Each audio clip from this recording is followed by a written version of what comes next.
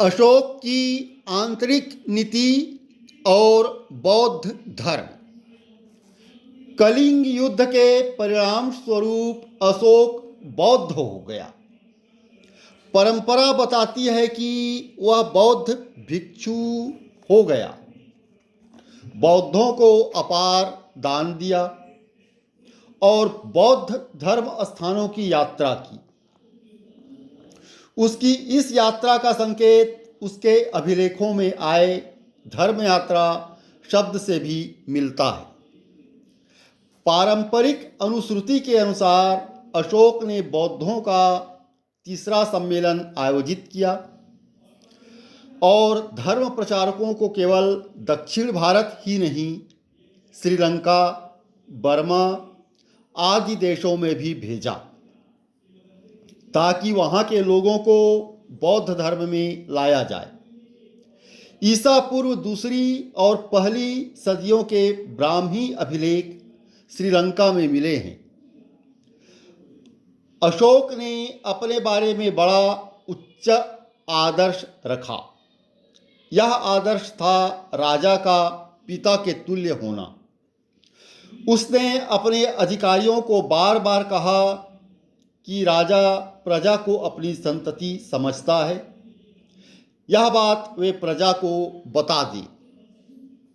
अधिकारियों से उसने यह भी कहा कि राजा के प्रतिनिधि के नाते वे प्रजा की देखभाल किया करें।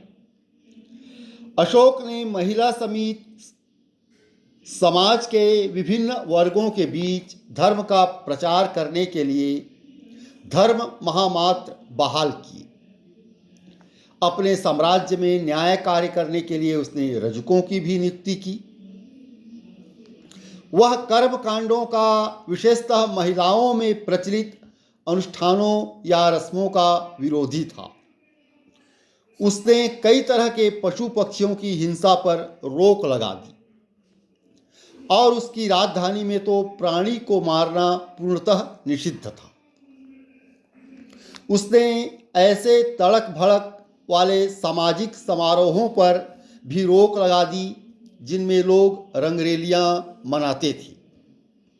परंतु अशोक का धर्म संकुचित नहीं था। इसे हम संप्रदायवादी आस्तिकता नहीं कह सकते हैं। इस धर्म का व्यापक लक्ष्य था समाज को सुव्यवस्थित बनाए रखना। इसका उपदेश है कि लोग माता पिता की आज्ञा मानें, ब्राह्मणों और बौद्ध भिक्षुओं का आदर करें तथा दासों और सेवकों के प्रति दया करें। ये उपदेश बौद्ध धर्म में भी पाए जाते हैं और ब्राह्मण धर्म में भी। अशोक ने लोगों को जियो और जीने दो का पाठ पढ़ाया। उसने जीवों के प्रति दया और बांधवों के प्रति सद्व्यवहार की सीख दी।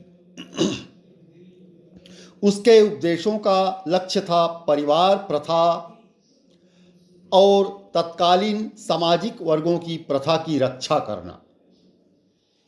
वह बताता था कि जो लोग भला आचरण करेंगे वे स्वर्ग जाएंगे। उसने ऐसा नहीं कहा कि वे निर्वाण प्राप्त करेंगे, जो कि बौद्ध धर्म का चरम लक्ष्य है।